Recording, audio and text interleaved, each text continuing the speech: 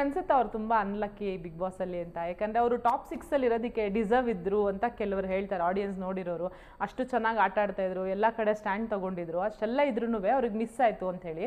ನಿಮಗೆ ಅನ್ಸುತ್ತೆ ಅವರು ಸ್ವಲ್ಪ ಬಿಗ್ ಬಾಸ್ ವಿಚಾರದಲ್ಲಿ ಒಂಚೂರು ಅನ್ಲಕ್ಕಿ ಇದ್ದಾರೆ ಅಂತ?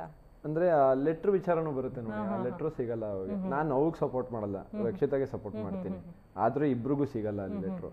ಆಮೇಲೆ ಹಂಗ್ ನೋಡಕ್ ಹೋದ್ರೆ ನೀವು ಪ್ರತಿಯೊಬ್ರು ಡಿಸರ್ವಿಂಗ್ ಇರ್ತಾರೆ, ಅವ್ರವ್ರ ರೀತಿಯಲ್ಲಿ ಪ್ರತಿಯೊಬ್ರು ಡಿಸರ್ವಿಂಗ್ ಇರ್ತಾರೆ.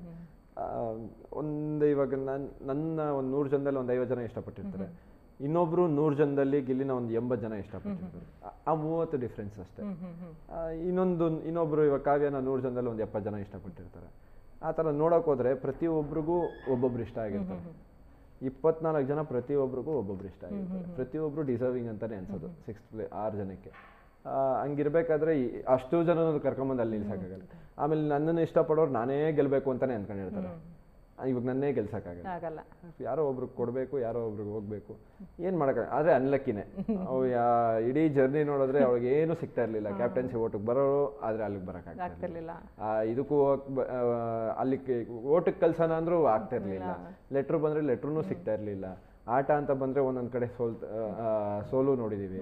ಆ ಥರ ಕೇಳಕ್ ಹೋದ್ರೆ ಇಡೀ ಅಷ್ಟು ಜನದಲ್ಲಿ ಒಂದ್ ಸ್ವಲ್ಪ ಅನ್ಲಕ್ಕಿ ಅವಳಿಗೆ ಅಲ್ಲಿ ಈ ಬಿಗ್ ಬಾಸ್ ಮನೇಲಿ ಫೀಲ್ ಆಗಿದ್ದು ಅಂದ್ರೆ ರಾಶಿ.